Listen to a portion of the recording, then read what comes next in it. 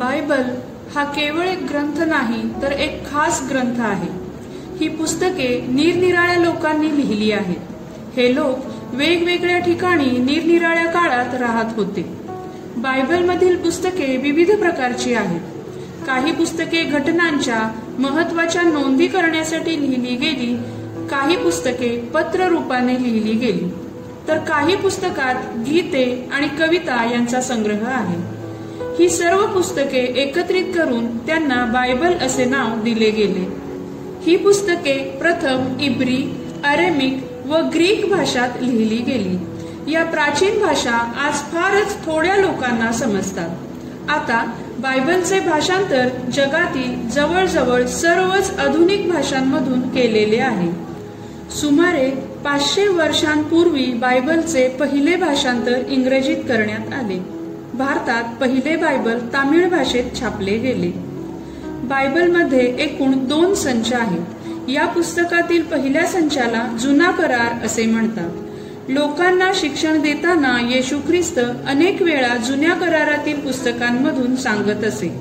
येशूचे पृथ्वीवरील जीवन समाप्त झाल्यावर त्याच्या अनुयायांनी येशूविषयी लेखन केले। बायबलमधील दुसऱ्या या संचाला नवा करार असे म्हणतात। आज saint Paul school and junior college of science Satara मधील शिकत असलेले विद्यार्थी व विद्यार्थिनी सादर करीत आहेत बायबलमधील जुना करारावरील आधारित नाटिका एलियाचा जिवंत परमेश्वर।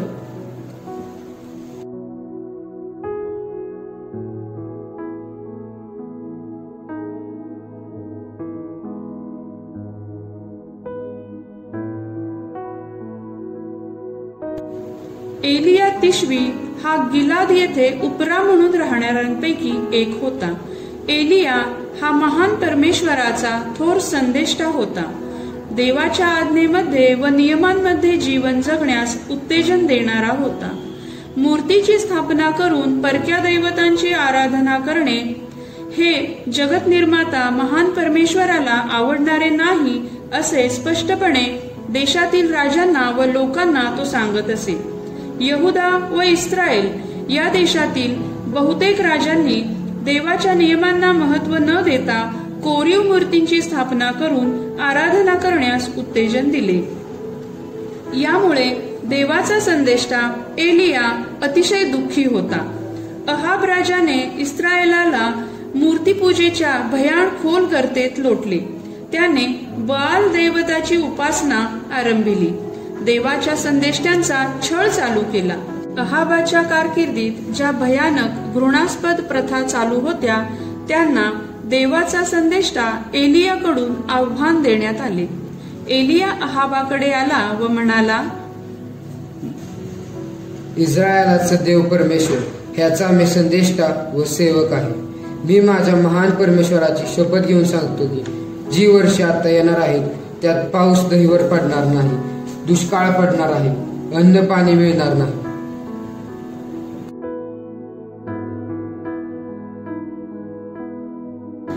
अहाब राजाला एलिया संदेष्ट्याने धोक्याचा इशारा देऊनही अहाब राजा प्रभूकडे वळला नाही व त्याने एलियाला हद्दपार केले। त्यानंतर देवाचा संदेष्टा एलिया याला देवाची वाणी प्राप्त झाली। एलिया, एलिया, माझ्या प्रिय दासा, तू येथून निघून पूर्व दिशेत जा। यार्दने समोरच्या करीत ओहळा नजीक लपून राहा। त्या ओहळाचे पाणी तुला प्यायला मिळेल आणि मी कावळ्यांना आज्ञा केली आहे ते तुला अन्न पुरवतील।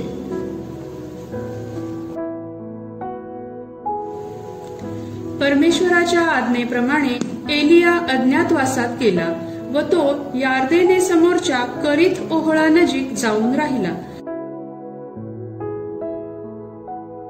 कावळे त्याला भाकरी व मांस सकाळ संध्याकाळ आणून देत व त्या ओहळाचे पाणी तो पिई।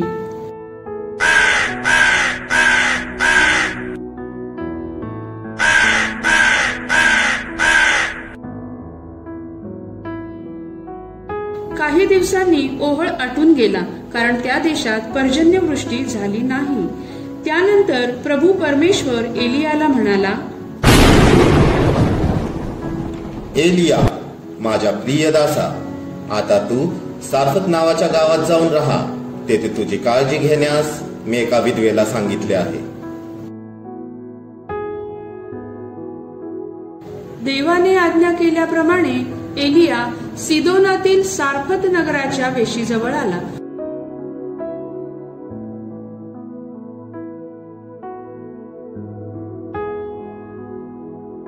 त्याने जळणासाठी लाकडे गोळा करणाऱ्या एका विधवेला पाहिले.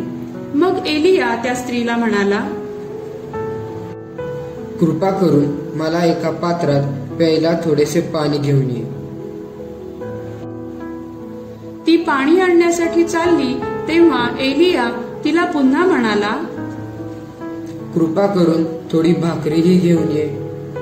हे ऐकून ती विधवा एलियाला म्हणाली, तुमचा देव परमेश्वर ह्याच्या जीविताची शपथ, माझ्याजवळ भाकर मुळीच नाही. मडक्यात मूठभर पीठ आणि कुपीत थोडेसे तेल एवढे मात्र आहे. मग मी घरी जाऊन माझ्यासाठी व आपल्या मुलासाठी भाकर तयार करीन. ते शेवटले भोजन आम्ही खाऊ आणि त्यानंतर मात्र आम्ही उपाशी मरणार आहोत. भिऊ नकोस, तू जा आणि म्हणतेस त्याप्रमाणे कर. पण त्यापूर्वी माझ्यासाठी एक लहानशी भाकर भाजून आण. नंतर आपल्यासाठी व आपल्या मुलासाठी भाज. इस्रायलाचा देव परमेश्वर म्हणतो की तो परत पाऊस पाठवीपर्यंत तुझ्याजवळ भाकरी करण्यासाठी पुरेसे पीठ आणि तेल राहील. तुझे पिठाचे मडके रिकामे होणार नाही आणि तेला. ती विधवा स्त्री घरात गेली आणि एलियाने सांगितल्याप्रमाणे तिने केले.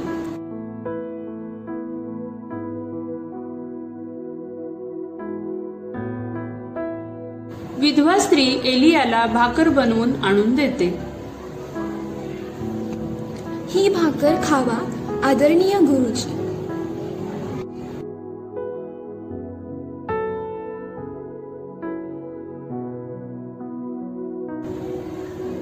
एलिया भाकर खातो आणि पाणी पितो. परमेश्वर एलियाच्या द्वारे जे वचन बोलला त्याप्रमाणे तिचे ते पिठाचे मडके रिकामे झाले नाही आणि तेलाची कुपीही आटली नाही. खरंच धन्य आहे आपला परमेश्वर गुरुजी. घरातील पिठाचे मडके रिकामे होतच नाही व तेलाची कुपीही आटत नाही.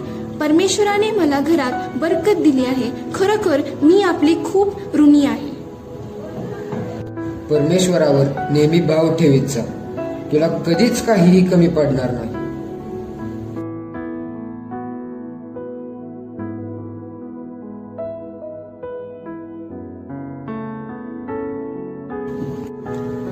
त्यानंतर घरगृहिणीचा मुलगा आजारी पडला. त्याचा रोग इतका वाढला की त्याचा श्वास बंद झाला. ती खूप मोठमोठ्याने रडू लागली. ती विधवा स्त्री रडत रडत एलियाला म्हणाली, हे देवाच्या माणसा, आपला माझा काय संबंध? माझ्या पातकांचे मला स्मरण द्यावे व माझ्या मुलास मारून टाकावे म्हणून आपण माझ्या घरी आला आहात काय? बाई, रडू नकोस, धीर धर, तुझ्या मुलास घेऊन ये.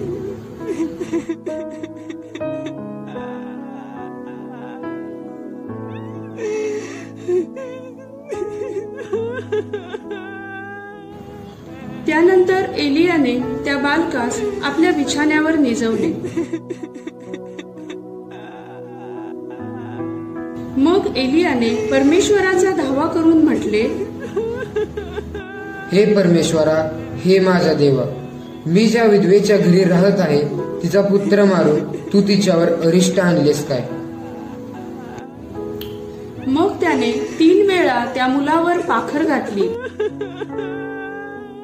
आणि परमेश्वराचा धावा करून म्हटले, परमेश्वरा, हे माझा देवा, या बालकाचा प्राण त्याच्या ठाई पूर्ववत येऊ दे.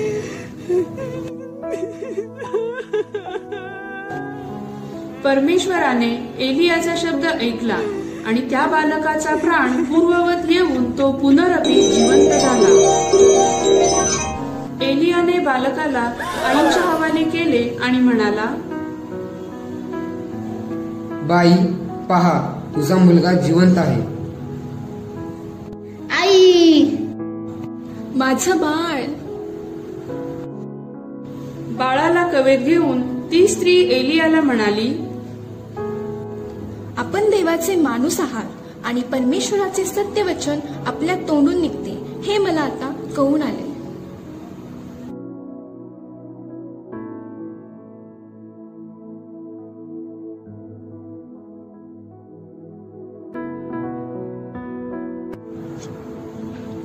उत्तरेकडील इस्रायल देशात अहाब नावाचा एक राजा होता. परदेशातील इजबेल नावाच्या एका स्त्रीशी त्याने विवाह केला. इजबेल राणी बआल नावाच्या खोट्या देवाची भक्ती करायची. इस्रायलमधील सर्व लोकांनी बआल नावाच्या खोट्या देवाची भक्ती करावी अशी तिची इच्छा होती.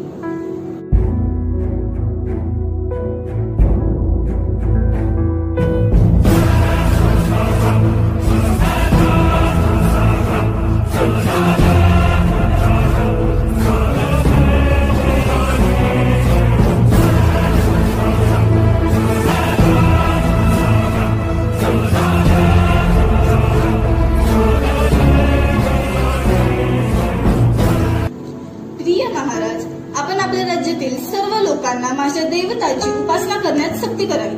जो कोणी ऐकणार नाही त्याचा शिरच्छेद करण्यात यावा. प्रिय राणी सरकार, जशी आपली इच्छा आहे तसेच होईल. प्रिय महाराज, मला माहित आहे की आपण माझ्यावरती खूप प्रेम करीता. माझी अशी इच्छा आहे की आपण बाल नावाच्या देवासाठी मंदिर बांधावे. का नाही, नक्की बांधूया. आपली इच्छा तीच माझी इच्छा. प्रिय राणी सरकार. सेनापती, आपण बाल नावाच्या देवासाठी तात्काळ मंदिर बांधावे. जशी आपली आज्ञा महाराज.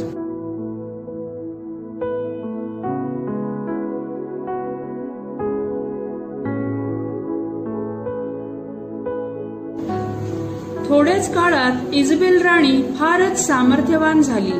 तिने बाल देवाचे संदेष्टे व पुजारी इस्रायल देशात आणले आणि प्रभू देवाच्या अनेक संदेष्ट्यांचा छळ केला.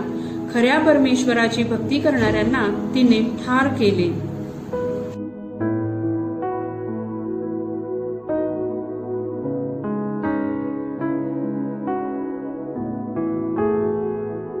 माझ्या दैवताला न मानणाऱ्या या सर्व लोकांना मारून टाका. एकालाही जिवंत सोडू नका. काही काळ खऱ्या देवाची भक्ती करणारी प्रत्येक व्यक्ती धोक्यात होती. काय करावे हे लोकांना समजत नव्हते.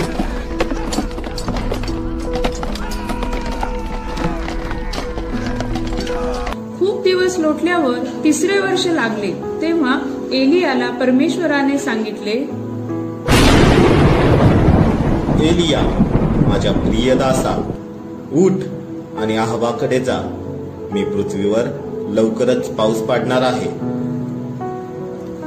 त्याप्रमाणे एलिया अहाबाच्या भेटीस निघाला. त्या समयी शोमरोनात भयंकर दुष्काळ होता.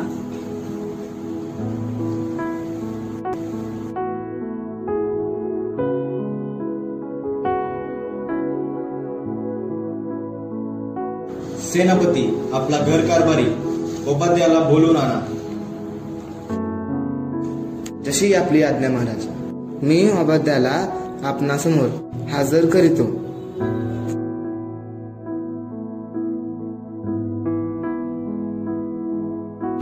ओबद्या हा परमेश्वराला फार भिवून वागत असे. इजबेल राणी परमेश्वराच्या संदेष्ट्यांचा वध करत होती.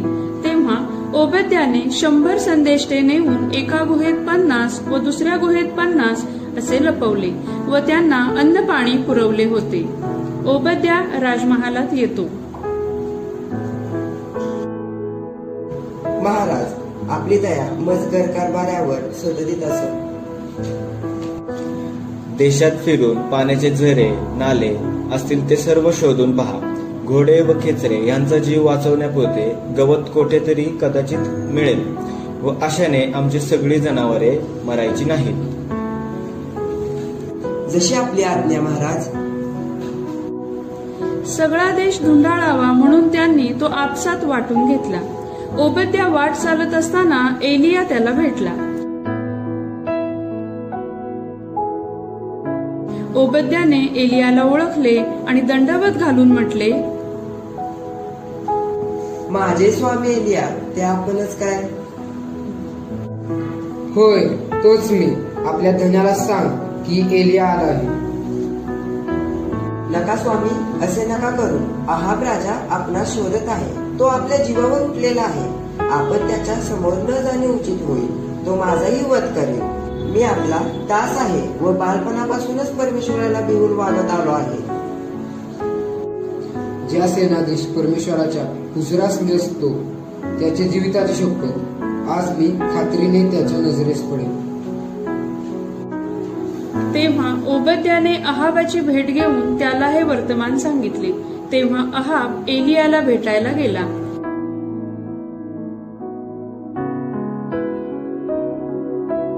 एलियाला पाहताच अहाब म्हणाला, इस्रायलास छळणारा तो तूच ना? मी इस्रायलास छळले नाही. उलट तू आणि तुझ्या वडिलांच्या घराण्याने परमेश्वराच्या आज्ञा मानायचे सोडून बालमूर्तीच्या नादी लागून इस्रायलास छळले आहे. चल, आज मी तुला आव्हान देतो. बोलव सर्व इस्रायलास आणि बालमूर्तीच्या 450 संदेष्ट्यांना आणि इजबेलीच्या पंक्तीला जेवणाऱ्या अशेरा मूर्तींच्या 400 संदेष्ट्यांना कर्मेल डोंगरावर जमू दे सर्वांना माझ्या पुढे. तुमच्या मनाचा निश्चय करण्यास आणखी किती काळ लागणार आहे?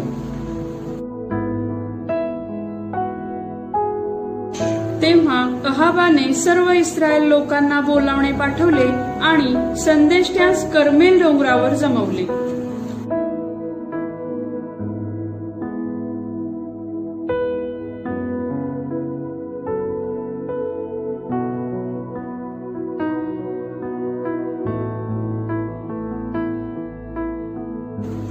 एलिया सर्व लोकांच्या सन्निध येऊन म्हणाला, तुम्ही दोहो मतांमध्ये कोटवर लटपटाल.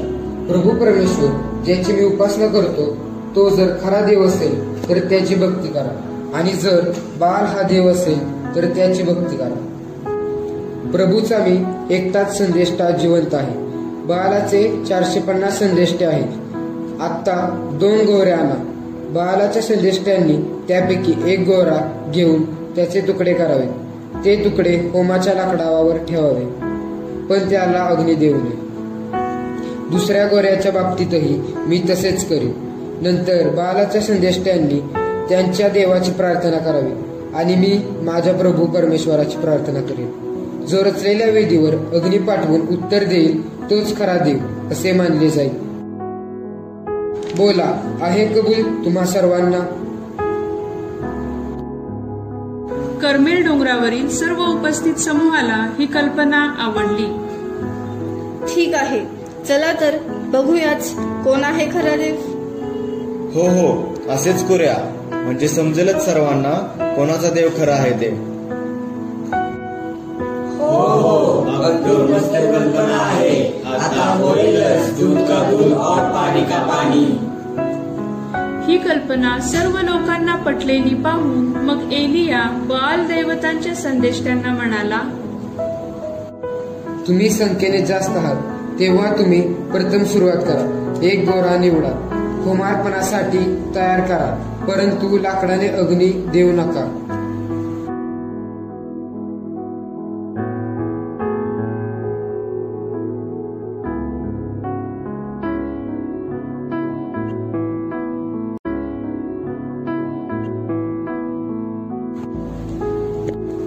तेव्हा त्यांनी एक वेदी बांधली.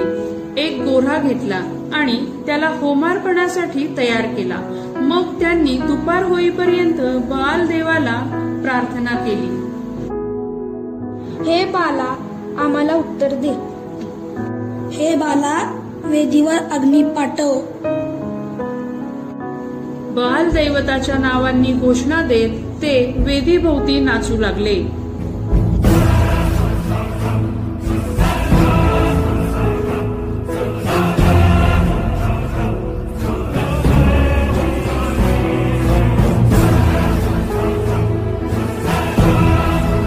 हे बाला, आमची विनवणी ऐक. उत्तर दे. वेदीवर अग्नी पाठव.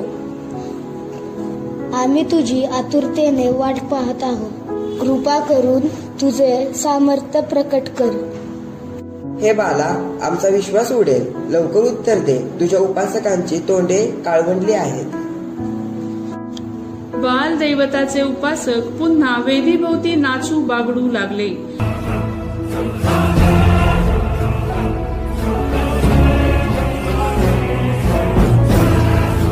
परंतु काहीही उत्तर आले नाही. दुपार झाल्यावर एलिया त्यांची थट्टा करून म्हणाला, आणखी मोठ्याने प्रार्थना करा. देवच आहे तो. कदाचित तो विचारात गळून गेला असेल. तो एकांतात गेला असेल, प्रवासात असेल, कदाचित झोपला पण असेल. त्याला जागे केले पाहिजे. ते मोठमोठ्याने हाका मारू लागले आणि आपल्या रिवाजाप्रमाणे सुऱ्यांनी व भाल्यांनी आपल्याला घाव करून घेऊ लागले, एवढे की ते रक्तबंबाळ झाले.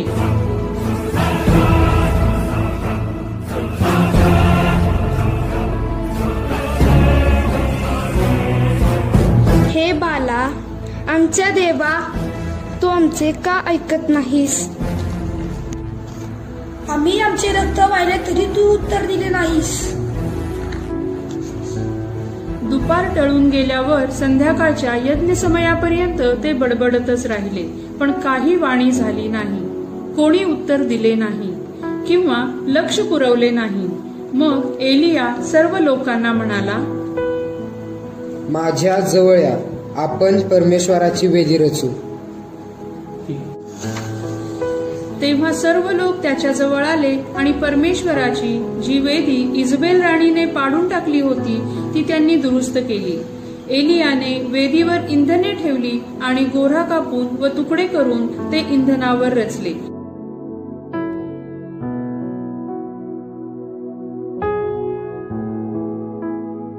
मग तो म्हणाला, 4 घागरी पाणी होमबलीवर व इंधनावर होता.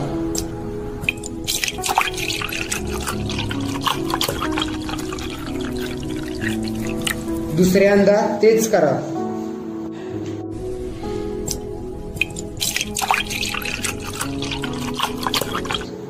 तिसऱ्यांदा तसेच करा.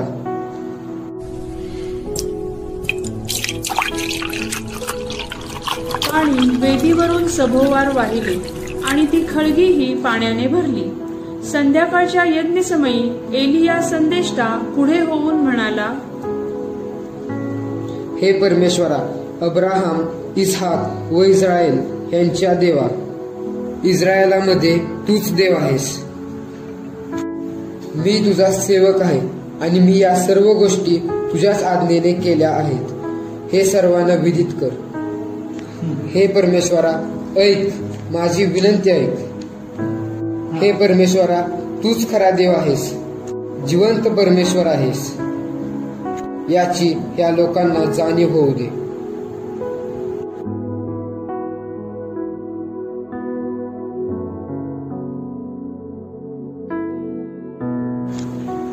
तेव्हा परमेश्वरापासून अग्नी उतरला आणि त्याने होमबली, इंधने, धोंडे आणि माती भस्म करून टाकली आणि त्या खळगीतले पाणी चाटले. हे पाहून सर्व लोक पालथे पडून म्हणाले, परमेश्वर हाच देव आहे. परमेश्वर हाच खरा देव आहे. एलियाचा परमेश्वरच जिवंत परमेश्वर आहे. खरोखर एलियाचा देव जिवंत परमेश्वर आहे. धन्य त्याचे नाव. हे कसं काय घडलं?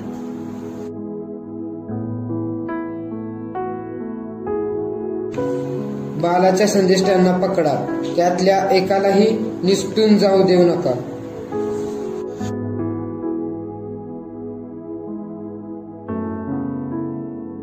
तेव्हा त्यांनी त्यांना पकडले. नंतर एलियाने त्यास खाली किशोन ओहळा नजीक आणून वधिले. अशा प्रकारे परमेश्वर, जो या पृथ्वीचा, अखिल सृष्टीचा, विश्वाचा निर्माणकर्ता आहे, त्याने आपले सामर्थ्य एलियाद्वारे प्रकट केले. परमेश्वर मानवावर प्रेम करीतो. आपण आपले जीवन उत्तम रीतीने त्याने दिलेल्या आज्ञा व नियमाने आनंदाने जगावे अशी देवाची इच्छा आहे. तर चला, आपण सर्वजण, पुरुष, स्त्रिया, मुले आणि मुली पशुपक्षी झाडे झुडपे एकमेकांशी शांतीने व ऐक्याने राहूया. धन्यवाद.